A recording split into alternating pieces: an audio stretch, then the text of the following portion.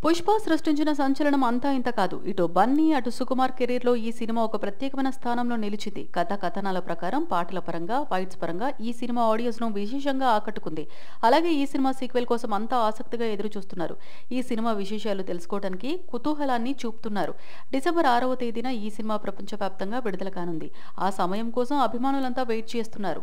ఇప్పటికే ఈ సినిమా చాలా వరకు చిత్రీకరణ జరుపుకుంది. తదుపరి స్కెడ్యూల్ రేపటి నుంచి మొదలు కానుంది. హైదరాబాద్ రామోజీ ఫిల్మ్ సిటీలో కొన్ని కీలకమైన సన్నివేశాలను షూట్ చేయనున్నారు.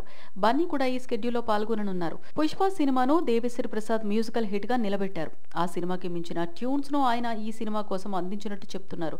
ఫస్ట్ పార్ట్ చివర్లో ఫహద్ ఫాజిల్ ఎంట్రీ ఇచ్చిన సంగతి తెలిసిందే. అందువలన సెకండ్ పార్ట్ లో ఆయన జోరు కొనసాగుతుందని అంటున్నారు. సునీల్, అనసూయ, రావు రమేష్ పాత్రలు తమ హవాను కొనసాగించనున్నారు. పుష్ప సృష్టించిన సంచలనం అంతా ఇంత కాదు. ఇటు బన్నీ, అటు సుకుమార్ కెరీర్‌లో ఈ సినిమా ఒక ప్రత్యేకమైన స్థానంలో నిలిచింది.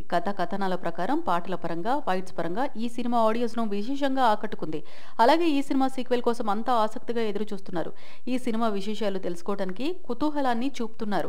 డిసెంబర్ 6వ తేదీన ఈ సినిమా ప్రపంచవ్యాప్తంగా విడుదల కానుంది. ఆ సమయం కోసం అభిమానులంతా వెయిట్ చేస్తున్నారు. ఇప్పటికే ఈ సినిమా చాలా వరకు చిత్రీకరణ జరుపుకుంది. తదుపరి స్కెడ్యూల్ రేపటి నుంచి మొదలు కానుంది. హైదరాబాద్ రామోజీ ఫిల్మ్ సిటీలో కొన్ని కీలకమైన సన్నివేశాలను షూట్ చేయనున్నారు. బన్నీ కూడా ఈ స్కెడ్యూల్లో పాల్గొననున్నారు. పుష్ప సినిమాను దేవిశ్రీ ప్రసాద్ మ్యూజికల్ హిట్ గా నిలబెట్టారు. ఆ సినిమాకి మించిన ట్యూన్స్ ను ఆయన ఈ సినిమా కోసం అందించినట్టు చెప్తున్నారు. ఫస్ట్ పార్ట్ చివర్లో ఫహద్ ఫాజిల్ ఎంట్రీ ఇచ్చిన సంగతి తెలిసిందే. అందువలన సెకండ్ పార్ట్ లో ఆయన జోరు కొనసాగుతుందని అంటున్నారు. సునీల్, అనసూయ, రావు రమేష్ పాత్రలు తమ హవాను కొనసాగించనున్నారు.